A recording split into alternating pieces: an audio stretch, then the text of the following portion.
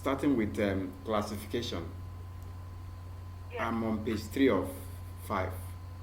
Yeah, me too. So I told you that in classification we do grouping based on certain features that are common with certain some organisms. We group organisms based on features. You know, when we say features, I'm talking about characteristics that are Yeah. common. Like plants have certain thing characteristics. Plants are Most plants carry out photosynthesis, Yeah. so they can be grouped based on that characteristics. Most animals can move and all of that, so they can be grouped under that. There are certain features that cut across the two different organisms, so it's difficult to group a particular organism, like virus. In fact, the virus is still a debate in the world of science whether to group viruses as living things or non-living things. You know, viruses can only reproduce in a living host. It can't reproduce Yeah. outside of an organism that is alive. So Yeah, through a vector. yes. So basically, classification is how organisms are grouped based on features that are common in them. Yeah. So for plants, you can group plants under those with flowers and those without flowers. For instance, some plants without flowers, you can have fungi. Let me zoom this in out a bit. That's about, I said classification is how we group organisms based on features they have in common. Okay, for plants, you can have flowers, plants with flowers, what we call flowering plants, and plants without flowers, what we call non-flowering plants. Among the non-flowering plants, you have fungi. You know, Yeah. fungi also have chlorophyll. So they also, fungi don't have chlorophyll, do not have chlorophyll. You know, I told you some plants don't actually. When I was talking about photosynthesis, not all plants carry out photosynthesis. Yeah. Do you know that fungi do not have chlorophyll? They don't have chloroplasts, so they don't produce chlorophyll. Okay. So they do not make their own food. That's why they always feed on dead material where they can reproduce with what we call spores. Spores. They produce spores that help them to reproduce. You know, when you see this, I don't know if you can see where I am, what I'm circling. Yeah. Now, if this thing bursts open or opens up, it spills the spores, which now settles on other dead organism and reproduces, forming another offspring of a fungi. An example of a fungi is a mushroom. Okay. Then you have algae. They usually live in water. They have no roots or leaves, but they make their own food. They carry out Yeah. photosynthesis. Then you have mosses and liverworts, usually very small, and they grow in damp places. They also reproduce with spores. Oh yeah, the spores. Yeah. Okay, then you have ferns and horsetails, and then you have conifers. I don't want us to waste so much time on that. That's for plants without flowers or non-flowering plants. Then you also have plants with flowers. Can you give me an example of a plant with flower? With flowers. Yes, any plant with flower. Mango. Wait, what do you mean like with flowers? Like, what Oh, does that okay. mean? Okay, they produce seeds. Ah, okay. The only way a seed can be produced is if there was a flower. You know, during pollination, you remember pollination? Yeah, kind of. The transfer of pollen grains from the anther to the stigma. When the pollens are moved from anther to stigma, that's pollination. And then from the stigma, if the pollen nucleus joins with the ovule nucleus in the ovary, Yeah. that's fertilization. Oh yeah, when the sperm cell and the egg cell join together. Yes, for animals, when the egg and the sperm, or when the sperm fuses with the egg, then in flowering plants, the pollen nucleus, I think for plants it's the pollen thingies and The- sperm cell. exactly, the pollen nucleus has the male sex cell, while the ovule has the female sex cell. So when the Yeah.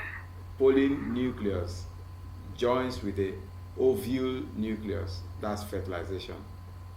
You know, the ovule is in the ovary. The ovule is found in the ovary. Yeah. Now, after fertilization, the ovule turns to a seed, seed,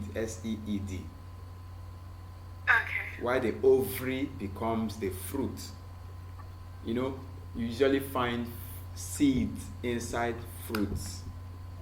Some fruits. And then you can replant them, I think. Exactly. So I was trying to tell you that flowering plants produce seeds because, first of all, there's a pollination that takes place. From pollination, you have fertilization, and then the ovule develops into a seed, while the ovary develops into a fruit that covers the seed. You know, that's how flowering plants are. Any plant that has a seed will definitely be a flowering plant. Now, Yeah. when we say flowering plant, we do not necessarily mean that you have very bright coloring flower. You may not even see the flower like that. You know, there are plants that are insect pollinated. There are some that are wind pollinated. Oh. You remember all of that? Yeah, I remember some of it. Yes, insect pollinated flowers usually have bright colored petals that can attract the insect. Oh, okay. And of course, it also produces sweet nectars. Nectars are the liquid, the juice that the insects go after. A quick review.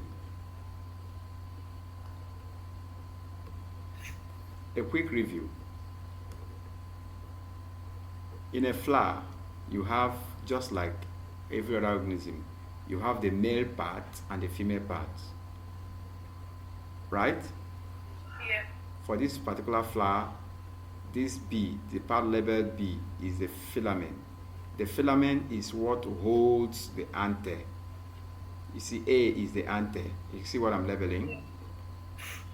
Okay, so the filament is like the stem that holds the anther. The anther is where you have the pollens. Where you have what? The pollen. So when the pollens are moved from the anther to the stigma is this eye, the part labeled eye. So the transfer of pollens from the anther to the stigma is what we call pollination. If it is from the same, okay. yes, if it is from that plant to this, that's the anther of a plant to the stigma of the same plant, we call it self-pollination. But if it is from the anther of one plant to the stigma of another plant, it is cross-pollination. So the transfer of pollen grains from anther to stigma is pollination. You see, that's why I wrote here, pollination is the anther of pollen grains from anther to stigma. Yeah. Now, after the pollens are moved from anther to stigma, they develop into what we call pollen tube and grow down the style. This thing you see here is called style. Yeah. It is the style that holds the stigma. At the tip of the style is where you find the stigma. Just like at the tip of the filament is where you have the anther. So When pollens are moved from anther to stigma and dropped on the stigma, that is pollination, the pollen will begin to grow down roots called pollen tube. It's like it's growing from this stigma down until it meets the ovule. The ovule, of course, is found inside the ovary. Yeah. Okay, so the pollen tube grows down to meet the ovule, and once it meets the ovule, the what's it called? The male sex cell, which is the pollen cell, joins with the female sex cell, which is the ovule cell, and that is what we call fertilization. So fertilization is the joining of the pollen nucleus to the ovule nucleus. Okay. Now, after fertilization has occurred, the ovule turns to a seed. Can you see where I wrote it down? Yeah. And also, after fertilization has occurred, the ovary turns to a fruit. Okay. That's what happens in a flower. Once fertilization has occurred, the ovule becomes a seed. The ovary becomes the fruit itself that covers the seed. Some flowers can have a number of seeds inside a fruit, like groundnut. Have you seen a groundnut? You can have like 2 or 3 seeds of groundnut inside a groundnut fruit. The fruit is the cover you peel out.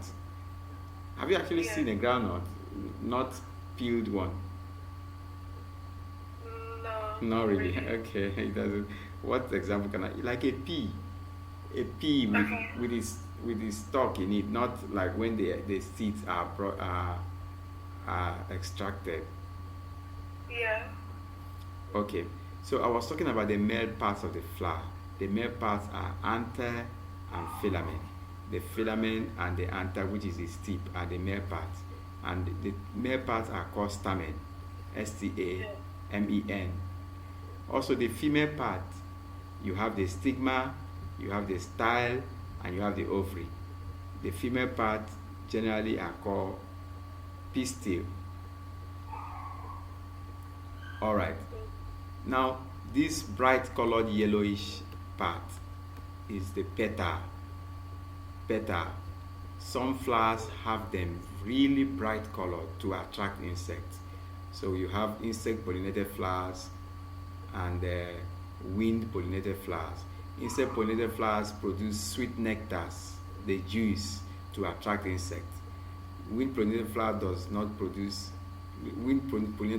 do not produce sweet nectars. And of course, insect pollinated flowers produce colorful petals to attract insects, while wind have dull petals. Insect pollinated flowers have well scented flowers. Their flowers have very strong scent. All of that is to attract insects. The other ones do not. Insect pollinators have sticky pollens so that the pollens can stick to the body of the insect or birds when they come around to suck the nectars. Now, wind pollinated flowers have powdery and light pollens that can easily be carried by the wind.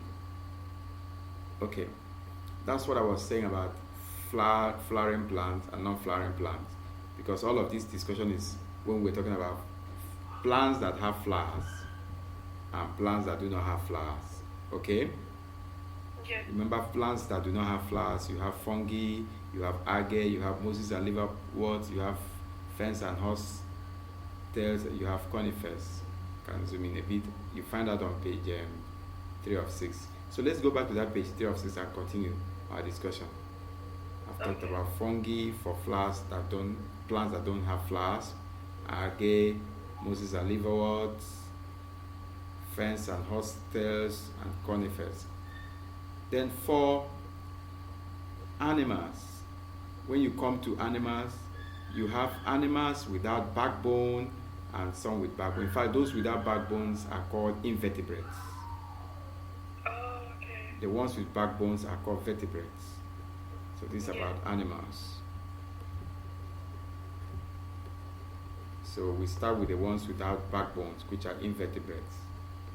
Are you on page 3 of 6 now? Yeah. So for invertebrates, you have groups of animals under that category. You have jellyfish and anemones, where you have jellyfish, sea anemone. They are all invertebrates, they don't have backbone. Then you have flatworms, where you have flatworm and tapeworm. Then you have segmented worms, what we call annelids.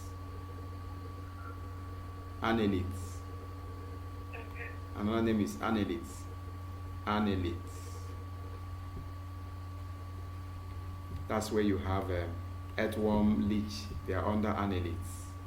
They have a long body divided by rings into segments. Then you have mollusk. You know mollusk? Yeah, I've had of those. That's where you have snails, squids. They usually have muscular feet. In fact, they have all muscle, flesh, no bone. Yeah. Then you have starfish and sea urchins. That's for invertebrates. Remember, invertebrates, you have jellyfish and anemones, flatworms, segmented worms, also called annelids or annelids. And then you have mollusk, where you have snail, squid. Where do you classify octopus? Would it be... An octopus is also a mollusk. Yeah, I was gonna say that. Then of course starfish. It has to... Yes. Then that's for all of these categories are under what again? Invertebrates. Without backbone, invertebrates. So now we go to vertebrates. Okay, let's see, there's still another group of invertebrates. Let's finish it before we go to vertebrates. There's another group of invertebrates called arthropods. Go to page 5 of 6. Yeah. Arthropods have segmented body with jointed legs. Their bodies are joints. If you know the way the insect is, insect has joints, the head, the thorax or the chest and the abdomen in 3 joints. That's the same way a scorpion is, a spider is, a centipede is, a millipede is, and all of that. Remember, all of these things are under classification. We get to variation, because classification is grouping of organisms based on features that are common, characteristics that are common to some different organisms. But when we come to variation, we're looking at a particular species. Now, even with that same species, you have differences. That's variation. We get there. So arthropods are also invertebrates.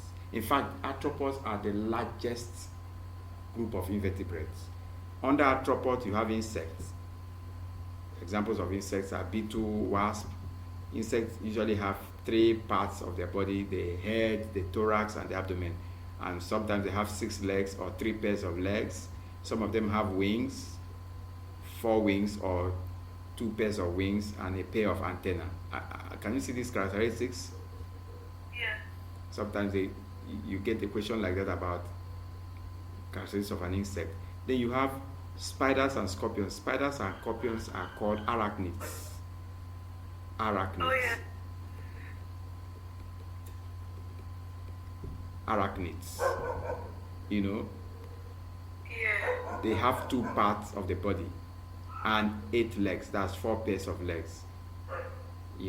Spiders spin a web to form silk, and some of them have poisonous fangs.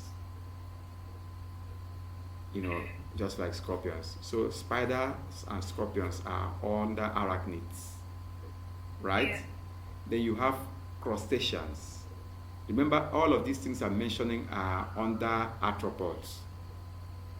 Yeah. An arthropod itself is a group of invertebrates, isn't it? Yeah. We've talked about other invertebrates like mollusk, annelids, sea anemones, starfish, and all of that. Okay, so crustaceans. Crustaceans are where you have crabs, shrimps. Most of them live in water and they have a thick hard covering like a crab. If you know how a crab is, and they have many legs and two pairs of antennae. I have this thing on the Jamboard so that you can revisit it. That's why I didn't want to be just talking and then not referring to something you can easily revisit. Then you have centipedes and millipedes. These ones are called myriapods. Myriapods. You need to remember these names because sometimes you are given those names to talk about. So centipedes and millipedes are called myriapods.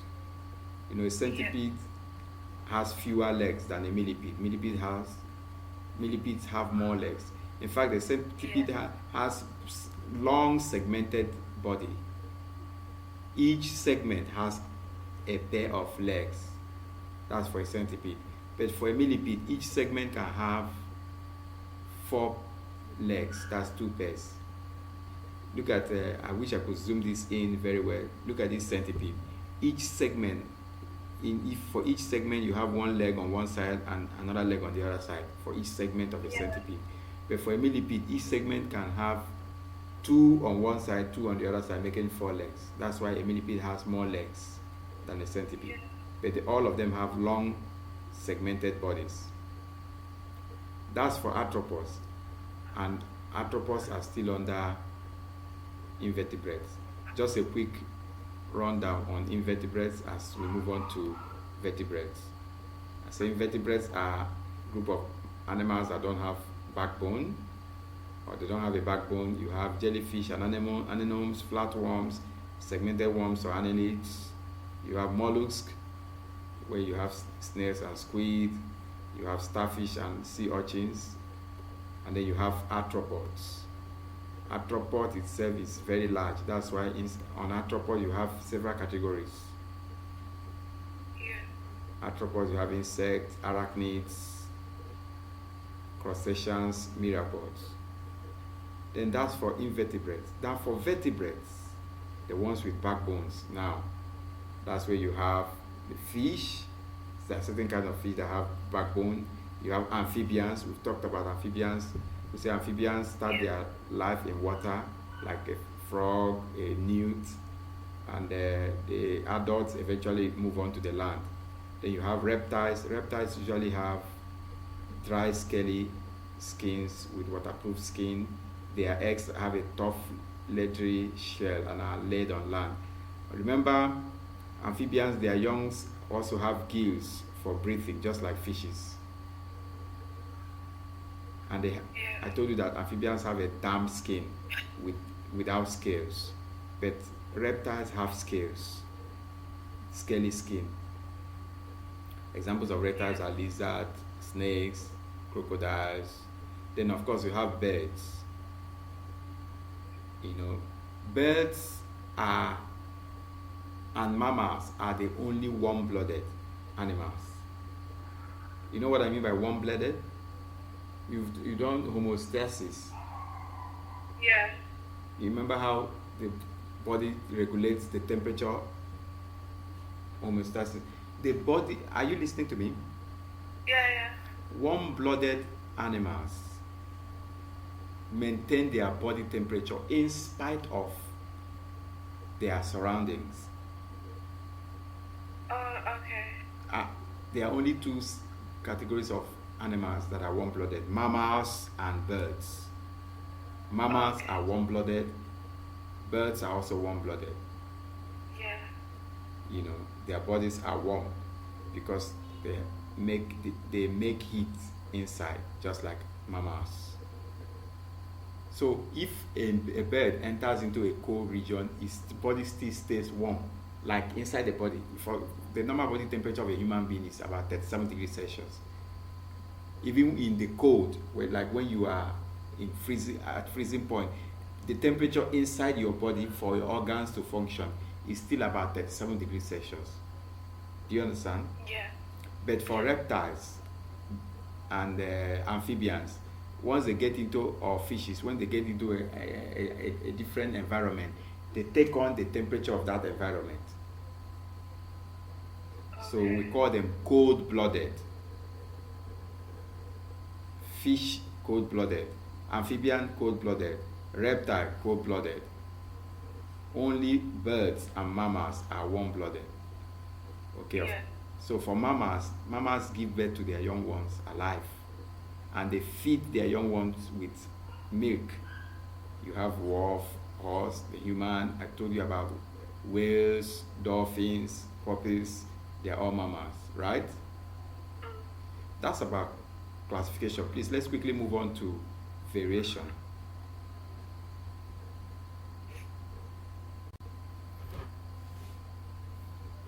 So, for variation is about organisms of the same species.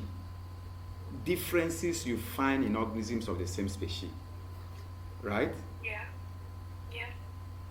We're not talking about classification where you have different organisms of different species, of different kingdom, of different order, phylum, and what have you. Can you remember the 7 levels? Oh, what, of classification? Yes, the 7 levels of classification. Kingdom, phylum, class, order, family, genus, and species. Okay, that's for classification. Kingdom, order, phylum, go on. Kingdom, phylum, class, order. Kingdom, phylum, class, order. Family, genus, and species. All right, family, genus, and species. Okay. Now, for variation, we are only concerned about a particular species. And of course, variation is what I was trying to tell you about alleles. Genes developing to various forms. So variation is caused partly by different genes that individuals inherit from their parents, and partly by different environments. Okay, look at there are different types of, there are basically 2 types of variation. There's what we call continuous variation and discontinuous variation. Okay? Okay. Alright, but don't forget that I said even members of the same species show small differences. Yeah. And this is called variation. Variation is within species, differences you find within species. So there's continuous variation, there's discontinuous variation. I can illustrate this very, very quickly so that we don't waste time. Yeah. Are you ready? Discontinuous variation are variations that have countable, distinct numbers of differences of our groups. Let me give you an example. For instance, gender. Let's use gender. What are the different genders you have? Male, female. Okay, of course, you have male, you have female, and some people can classify as customized, isn't it? Yeah, something like that. All right, so you don't have infinite different gender. It is continuous and countable. But let me give you an example of something that is not countable. Let's look at body mass or mass generally. People can have different values of body mass. Yeah.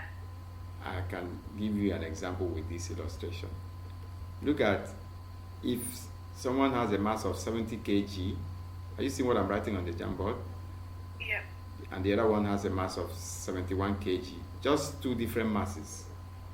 I hope you know that there are infinite numbers of masses that people can have in between these 2 numbers. Yeah, there is, yeah. Give me any value between 70 and 71. 70.5. Okay, let's look at 70.5 kg. Any value between 70.5 and 71. Or even from 70, let's check from 70 to 70.5. 70.25 kg. Okay, anything from 70.2, between 70 and 70.2. Yeah. Well, so that we don't end up, repeating this over and over again. There can be infinite different values of body mass. Yeah. So body mass is a continuous variation. Variations that you can have uncountable different sets, like height. When you Yeah. measure people's height, they can be uncountable. If I even between two heights, like between 130 centimeter and 131 centimeter, you can have 130.1, 130.001, 130.00001, 130. If you have a very precise instrument, you can have uncountable, infinite. So those Yeah, ones that's are true. they are called continuous variations. Those ones that are uncountable. So we define continuous variations as variations when features show many different types. Example, height, body mass, Yeah. that's continuous variation. Now, discontinuous variation is when a feature only shows a few different types. Example, human blood groups. When we're talking about blood groups, I told you the three alleles are O, A, and B, with maybe AB, OO, AA, A, Yeah. and so on. So blood group is a discontinuous variation. You can count the number of different blood groups, right? Can you hear me? Yeah. Okay. And an example is tongue rolling. Can you roll your tongue? Yeah. Some people can roll their tongue, some cannot. So it's just two different groups. People that can roll tongues, people that cannot roll tongue. Some people, Okay. some people have an earlobe, some do not. So those ones are discontinuous variations. Yeah. Okay. And even those variations can be affected by the environment. The type of food someone eats can determine how tall or how big the person grows. So with twins who normally inherit the same gene, if you have a pair of twins and they live in different places with Like one of them could eat healthy and be tall, and the other one could eat unhealthy and be short. exactly, Could it be like? so the food can affect that and all of that. I Okay. think accent as well. What? People's accent, it depends on the environment. Yeah, exactly. Those ones are also environmental. Yeah. So we already talked about how um, this chromosome pairs determine the gender. You remember that? Yeah. Okay. I thought I had this thing. Okay, it's on the flip side. Okay, very quickly. Selective breeding. Yes. Selective breeding is all about how humans, decide the characteristics they want in an offspring by Yeah. deliberately, intentionally breeding that offspring with another offspring with that desired characteristics, like a particular Yeah. horse or maybe a dog that can bark. I think it's like a domestic dogs with gentle nature. What did you say? Domestic dogs with gentle nature. Yes, And then like disease resistance in crops. or disease-resistant Yeah. crops, or maybe And animals that produce a lot of meat or milk. a lot of meat or milk, and then you keep breeding them together to produce that desirable feature or characteristics. Yeah. That's selective breeding. And some of those things also happen naturally. Oh yeah. So scientists think that nature also has its way of deciding which organism survives after a while and which organism is, or an organism that goes into extinct. what we call Yeah. survival of the fittest. Yeah, yeah. You know, This so is survival of the fittest, isn't it? It's selective breeding, yeah, choosing the most unique characteristics of those animals. I think. yeah. So therefore, nature is selecting which one survives and breathes, and which one. You know, there are certain animals that only the strong ones will find a mate.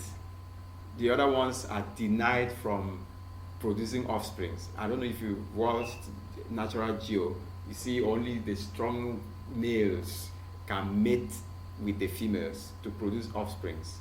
All of that is to Yeah. ensure that the offsprings are they get that desired characteristics of the mating. You know, think of the mother or the female having X and X pair of chromosome, the father having X and Y.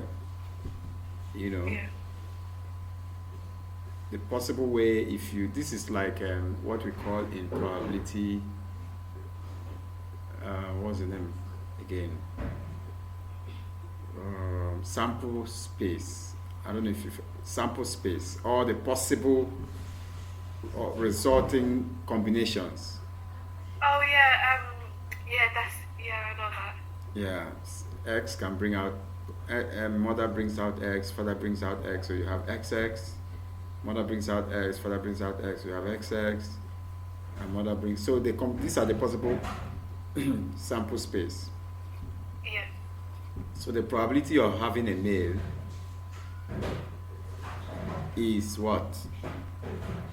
Is 2/4. Which is half. Also, the Okay. probability of 2/4. Also, the probability of having a female Is half too. is also 2/4. 50% chance. You know. Yeah. Also, 50% chance of having a boy. So the ratio is 1 to 1. Yeah. However, it doesn't turn out that way. I have 3 girls. I don't have a boy. So sometimes the probability doesn't turn out that perfect. But that's the Yeah. possible way. Just like when an AS has anything to do with an SS. You know, genotype. There's also what we call genotype, apart from blood group. Oh, genotype. Yeah. Yeah, genotype, it could be SS, AA, AS, AS, you know.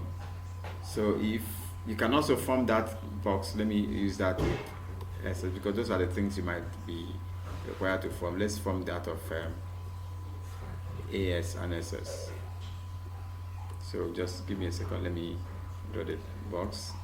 Can you complete it at your end? Wait, what's the definition of a genotype?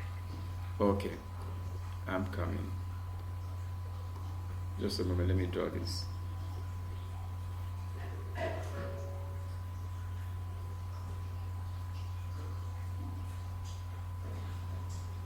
Do you have your pen tablet there? Yeah. Okay. I want you to complete this so that I can address that. Let me draw this. I want you to form the sample space for an SS with an AS.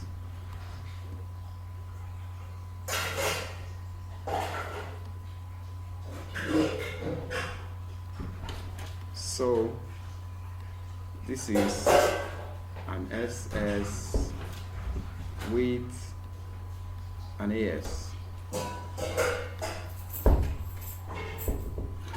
So complete the sample space. You can zoom in to, and then we know the probability of having an SS. You know, SS is single cell anemia. Yeah.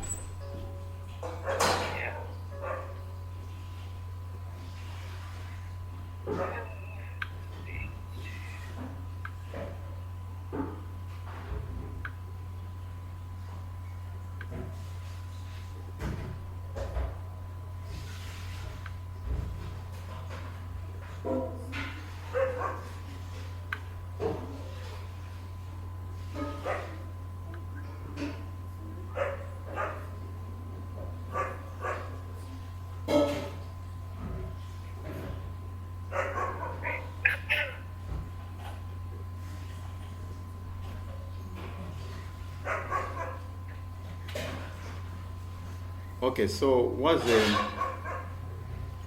probability of having? It's a 50-50. Like, it's 1-1. Okay, let me see if we have it correctly. Like, yeah. All right, just like for XX and XY, so it's a 50-50.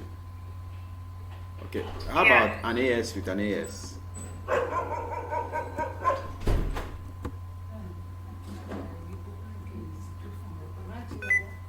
Okay, let me get this first, and then we discuss that. The question you asked about genotype. Just a moment. Even with this, those chances are not as theoretical as they look. Somebody might end up having children. What I mean is, if an AS marries an SS, they may end up having all their children with SS. You know, Yeah. even though they You don't. It's like even though there's a 50-50 probability, it's still like it doesn't really matter. Like it could be any other way. It could turn out differently. All right, let's see if AS and AS.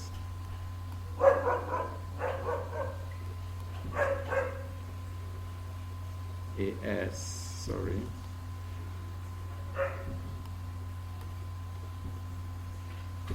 And AS.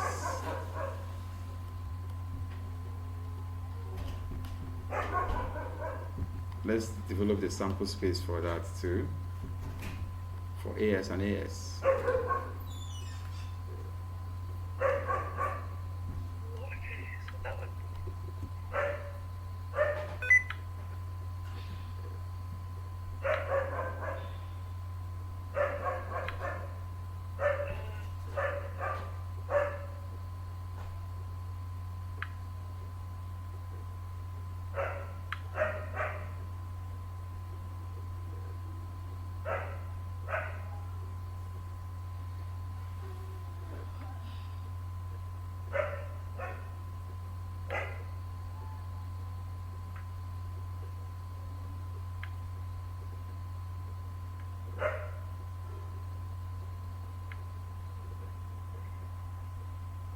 Oh wait, no. Okay.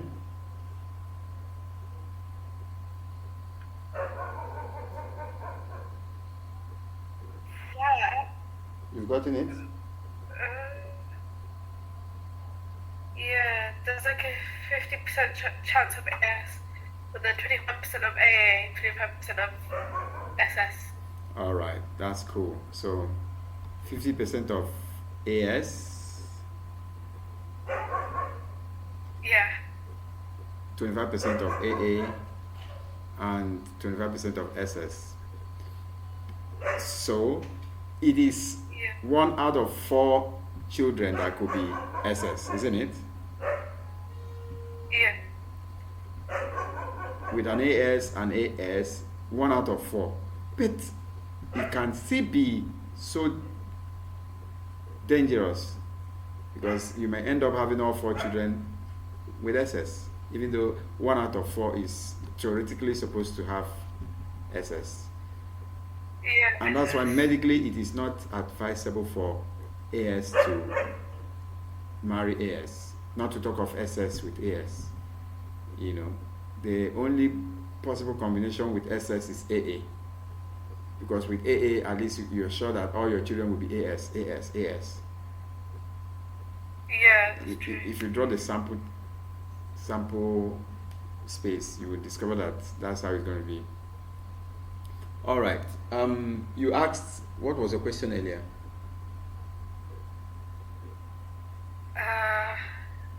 About the X's and Y's. Okay. Oh, what's the definition of a genome? Genotype is just like these variations that are caused by allele. Yeah. Did you hear me?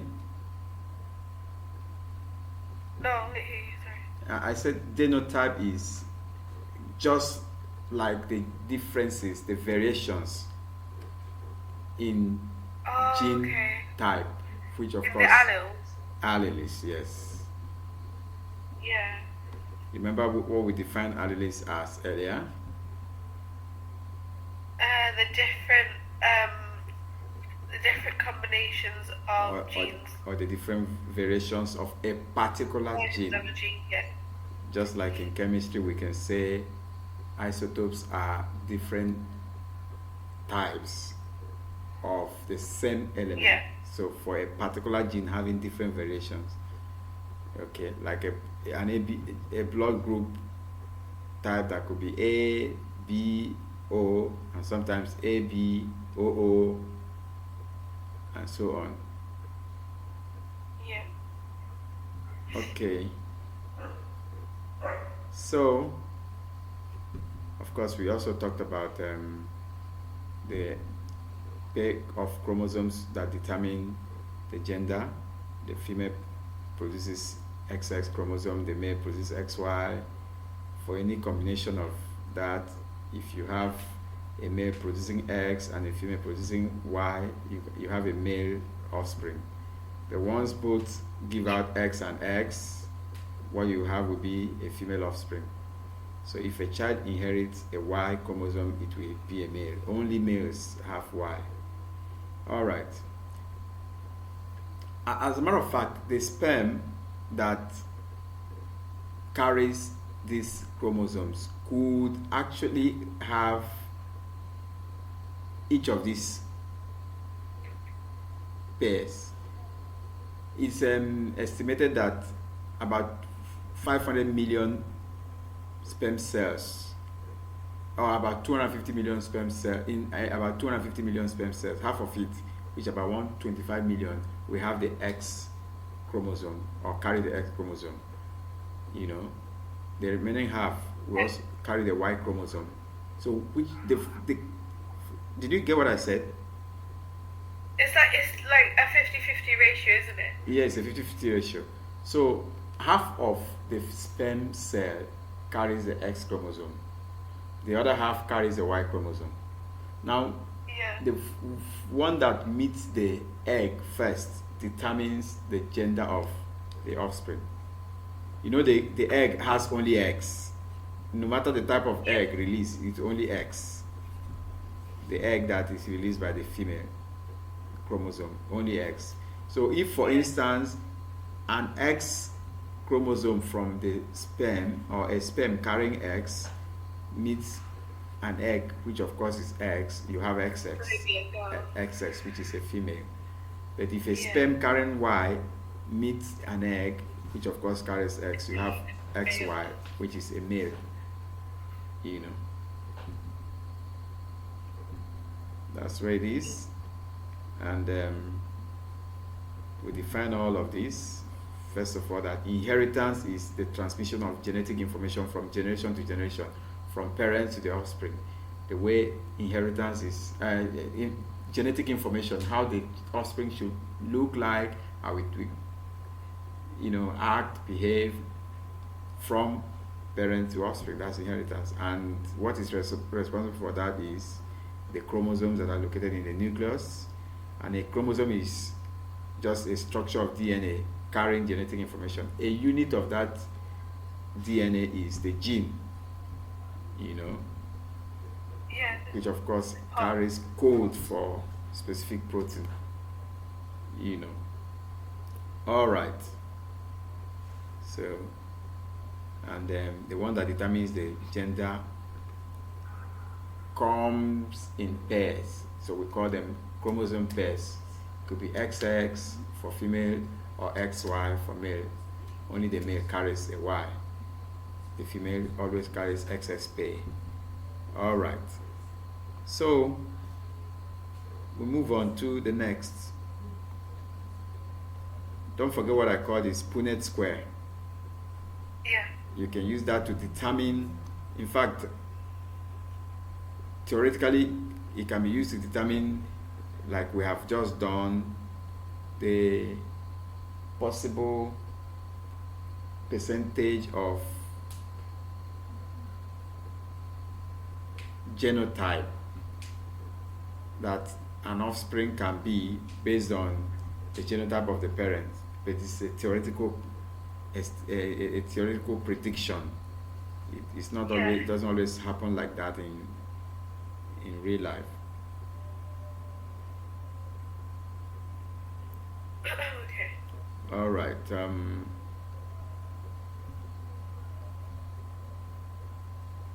Okay.